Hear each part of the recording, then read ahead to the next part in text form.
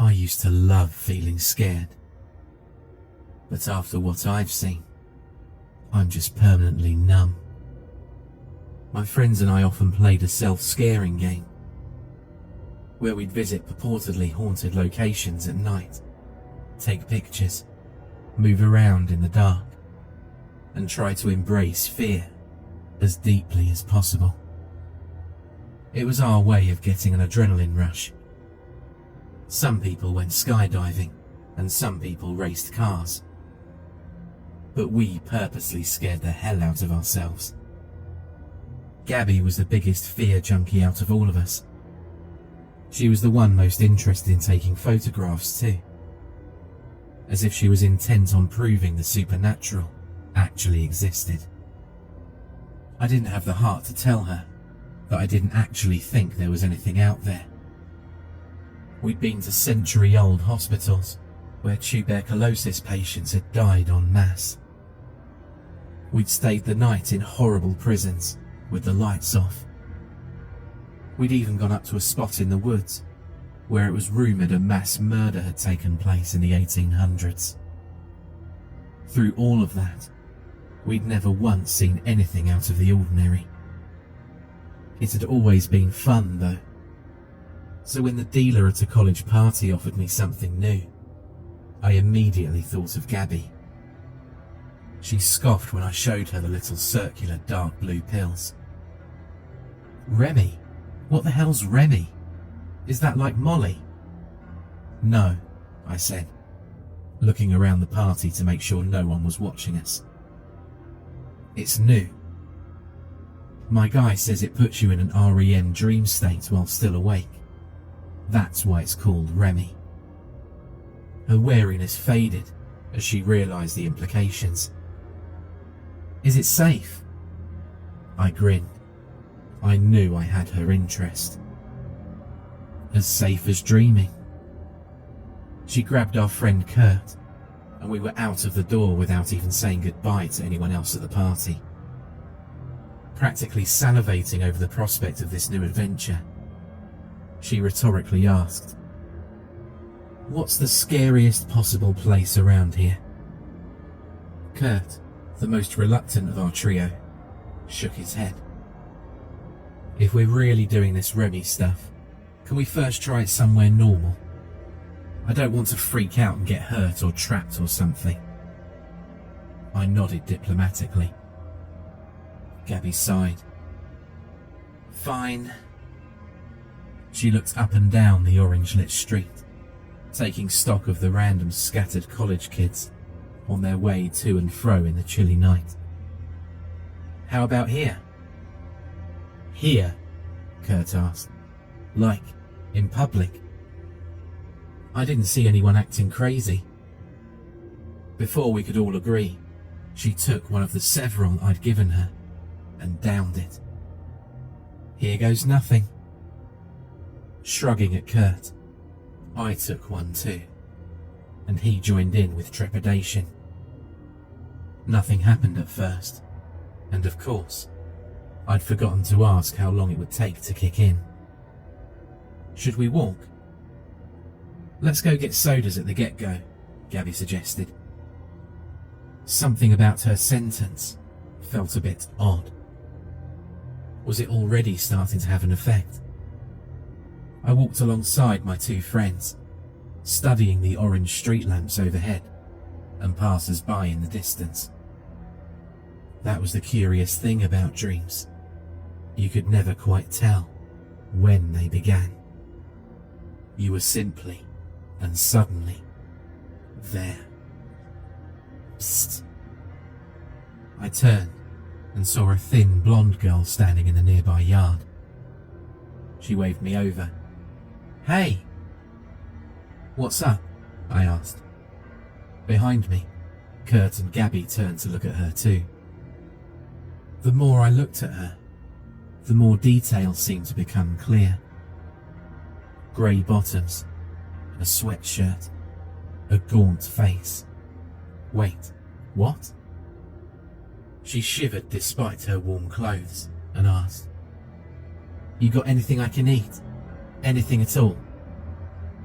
I looked to Kurt, who shrugged and threw her a mint from his pocket.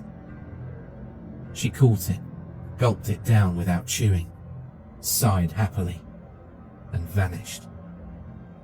I'm pretty sure all three of us screamed at the same time, more out of shock than fear. That triple scream seamlessly became laughter as we realized that the Remy was working. We'd all just dreamed a girl standing in a yard. Kurt's mint sat in the grass, a tiny white speck in dark glimmering emerald. But I was still awake and smart enough to realize that we'd all seen the same thing. Did this drug also cause people to share the same waking dream? Or were we all creating some false memory together?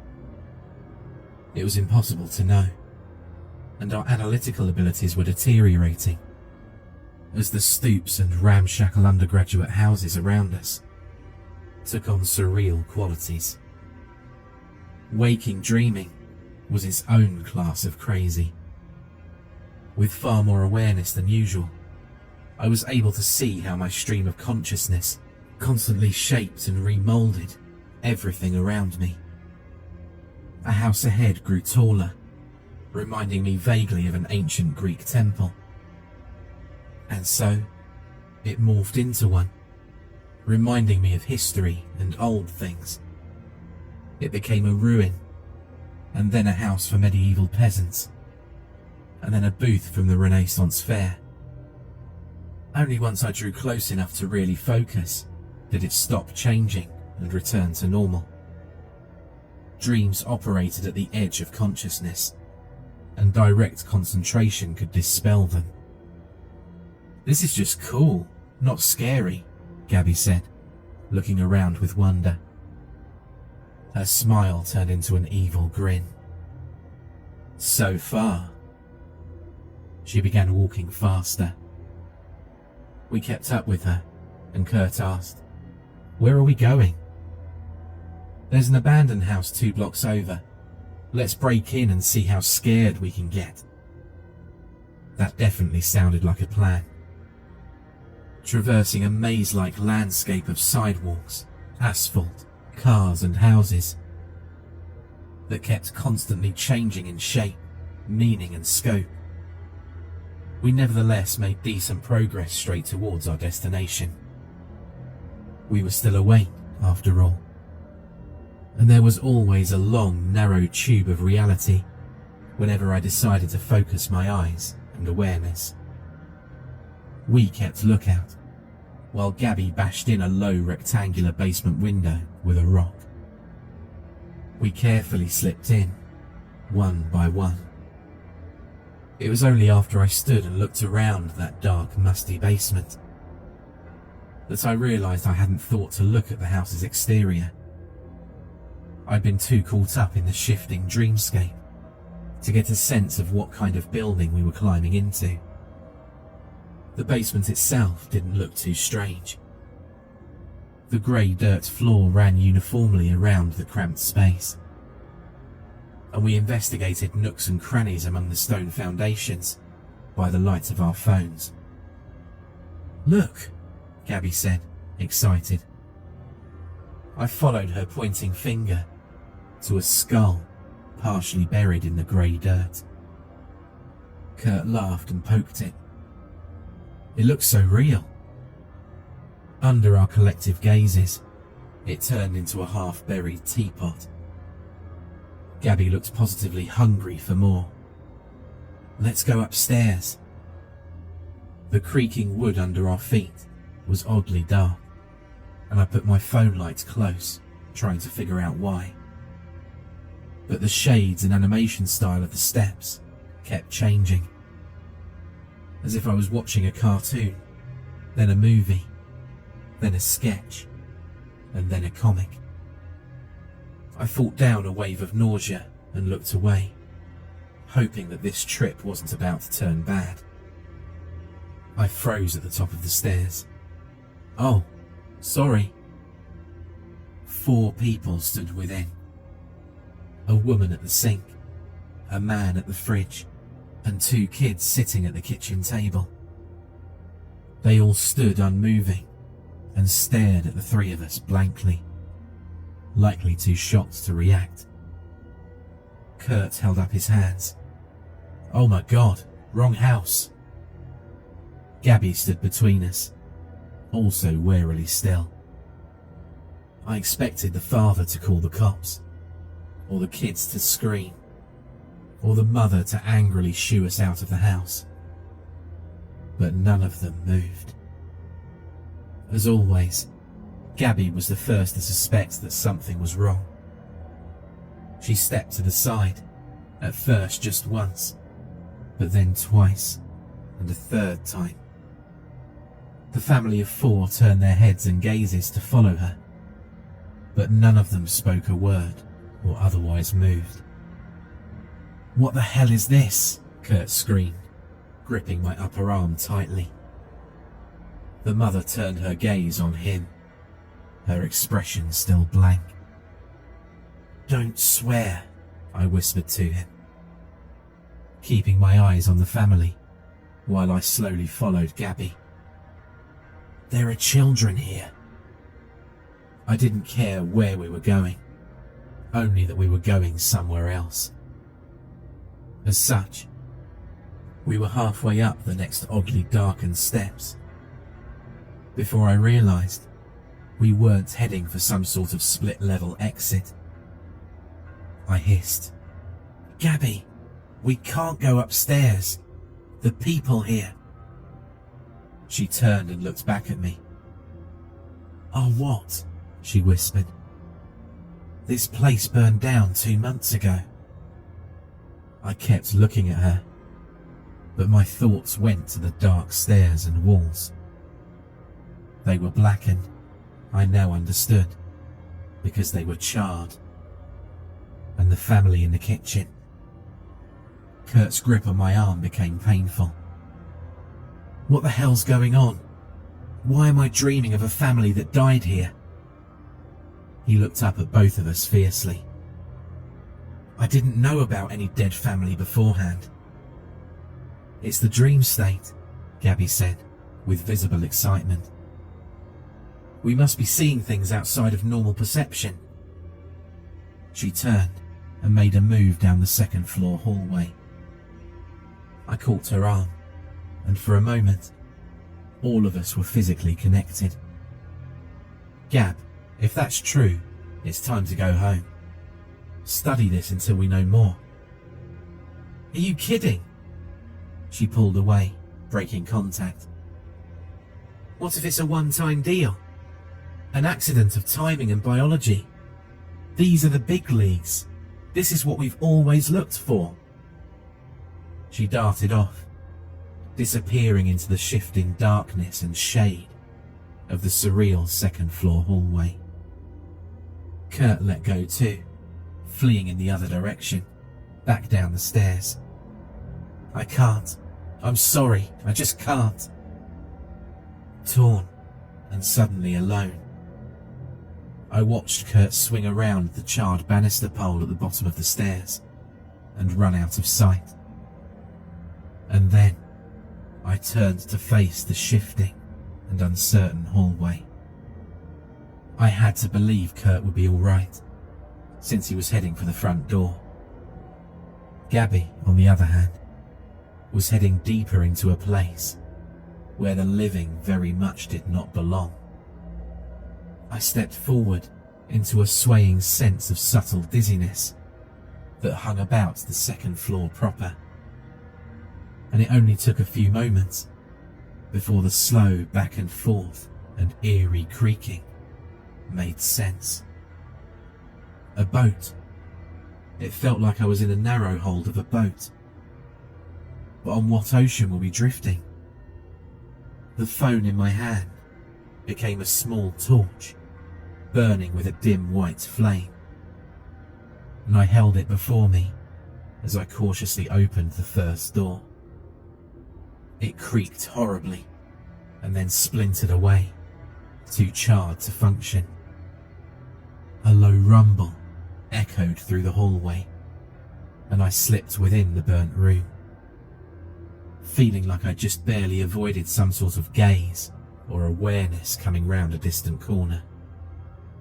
I leaned back against the wall, breathing hard but quietly, telling myself it was just a dream, and one that I'd had often, for that matter. Throughout much of my life, in dreams, I'd fled that unhallowed awareness just around the corner, always diving for safety just before it learned of my existence. But now, it was here. My breathing still as I finally cast my sight around the room. Dolls. God, why dolls? A good 40-odd eerie little dolls with charred faces sat littered about the faded pink room in various pieces, their eyes fixated on me from every angle. I stared, my pulse growing to a roar in my head until I was finally forced to breathe again. But they all seemed too damaged by the fire to move. And then, beyond them, a soot-stained window that showed out only onto dark, emerald fog. The subtle motion of our surreal ship became prominent in my limbs again, and I inched my way around the room to stare out through those darkened panes. Limitless black waters rolled just below, at about the height of the first floor's ceiling. So it was just the second floor and above that were partially in another world. Then, I ducked down behind the bed, hiding among the glaring broken dolls, as the awareness in the hallway brushed past. It paused on the broken door, and perhaps even gazed in with some monstrous eye, but I dared not look. Satisfied that the room was empty, whatever it was out there finally moved on. I gave it a good long minute before I climbed back on my feet and crept out into the hallway. Where had it gone? The way back, the stairs down, were gone, replaced by a window onto green fog and dark waters. No matter. Gabby was the other direction, and I knew her well enough to skip the rest of the doors on the second floor. She'd be heading straight for the attic. It was about that moment, staring at the slightly open door to another set of upward stairs, that I began feeling more clear-headed. Looking back, I saw two images, one fading and one growing stronger. The horrible otherworldly hold I'd crept down, and a gaping burnt shell of a house with no solid second floor to speak of. I stood on an overhanging ledge of charred wood, which was physically unreachable from the stairs in the distance. Implicitly, I understood, in that moment, that I was not just dreaming. The dream state had actually let us tread into something deeper. Some dark blister on reality that had bubbled and festered into its own little nightmare. And, in the real world, the attic door was closed and locked.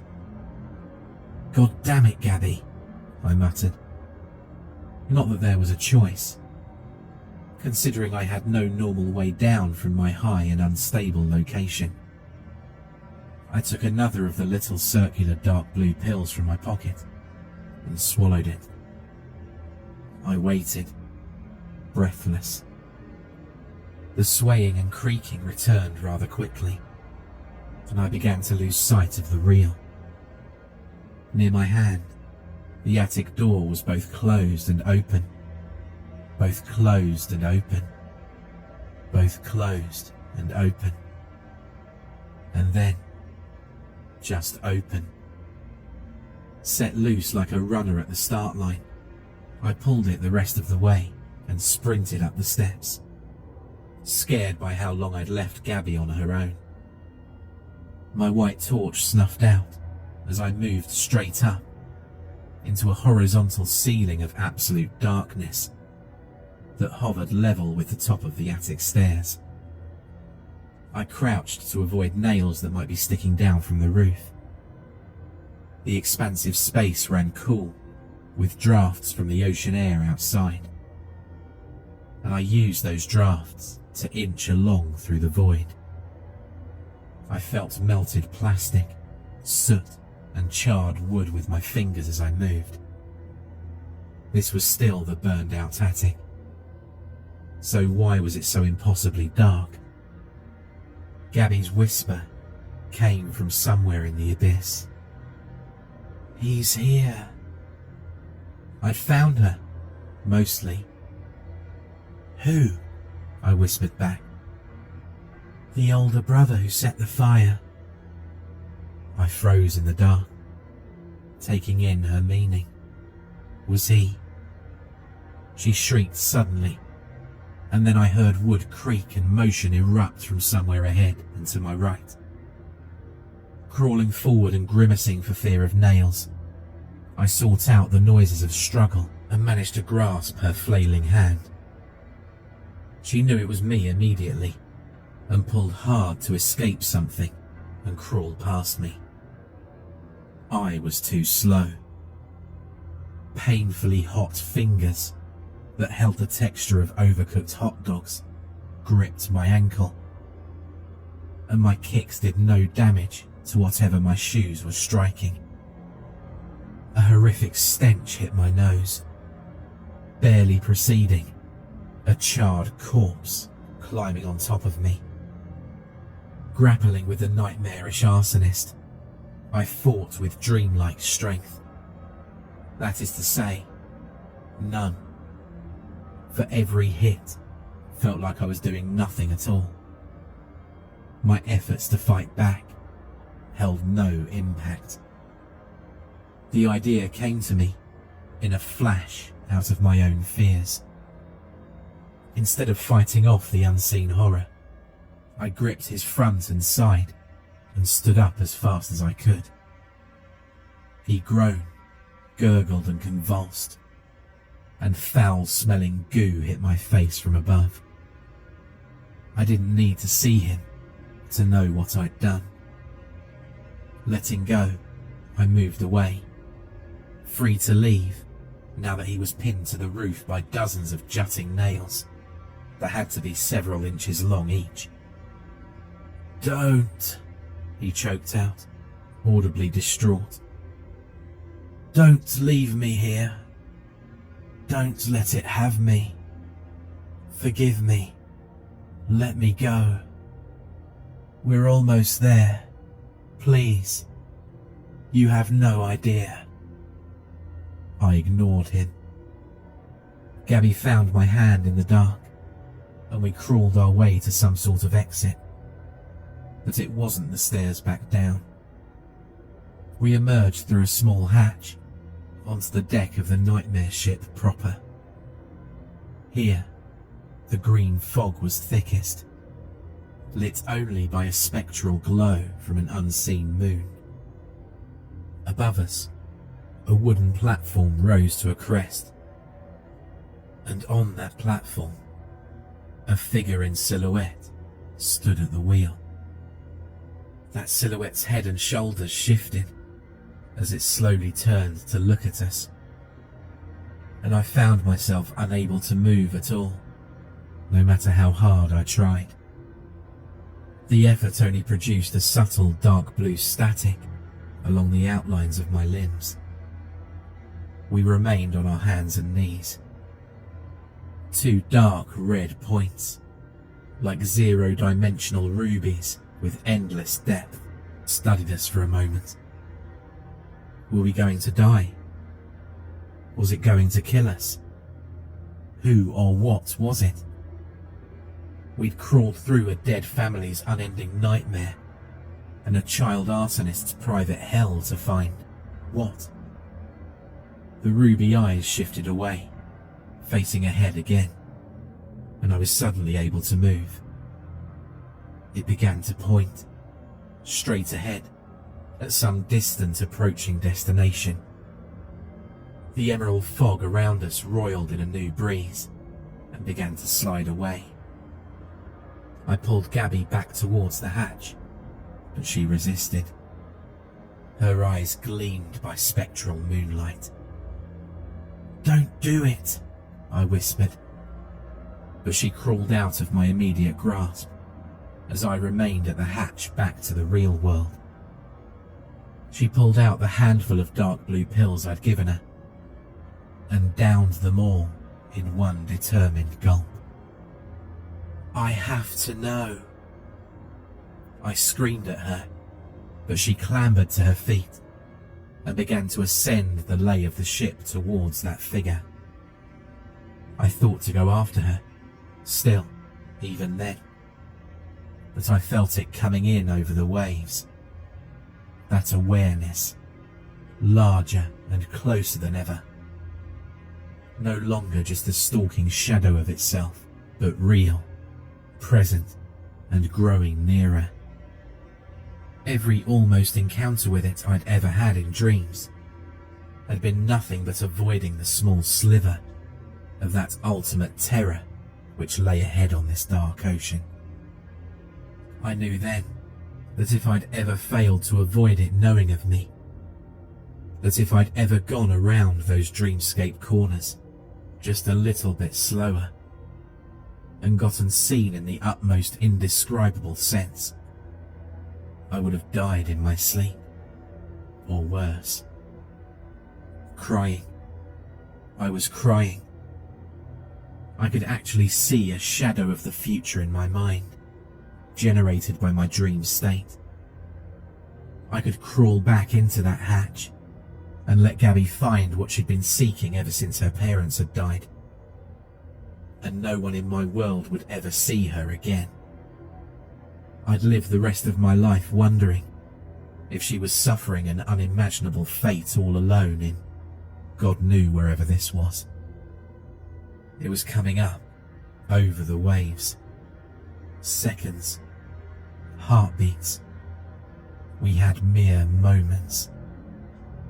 Screaming silently in my head, I abandoned my grip on that hatch and ran up the charred wood of that ghastly ship and tackled her. She struggled and bit and clawed at me, but I dragged her away. There was no time for going back the way we'd come. A rising scream that shook the world reached a crescendo as the ship tilted up along a massive wave, preceding the unknowable beast. The waters were dark enough to hide us from its sight, and that would have to be enough. With an instinctual prayer expressed by a leap of my heart in my chest, I pulled her over the side with me, and we plunged down into the icy pitch, and through it, down onto hard autumn-chilled grass, where her leg snapped like a twig and my arm shattered in 4 places. Of course, we could never truly explain to anyone why we'd jumped from the roof of that burnt-out house. Kurt swore his pill had worn off by the time he saw us fall out of thin air. I did my best to convince him it was the last effect of his dream state. My pills I ground up underneath my shoe while I painfully waited for the ambulance to arrive. I sat by her side in the hospital, at least as much as they let me. With no parents and no family, I was her emergency contact. And the confused doctor explained that he honestly had no idea what was wrong with her. She was unresponsive and wouldn't wake up, but unlike a coma patient, her brain activity was constantly very high. Coma patients never experienced REM sleep, almost by definition, but she was always in it, and exhibiting signs of extreme stress besides. He'd never seen anything like it. But I knew what it was. I'd only saved her body. She'd overdosed on dreams and fear, and the rest of her was still there in that nightmare layer of reality. What she might have found, I'll never know. But I no longer enjoy fear. I've seen where it comes from, nearly touched its source directly, nearly had it become aware of me personally in return. And I have absolutely no desire to go back there before I see death a second time. And he drags me kicking and screaming into its inescapable maw.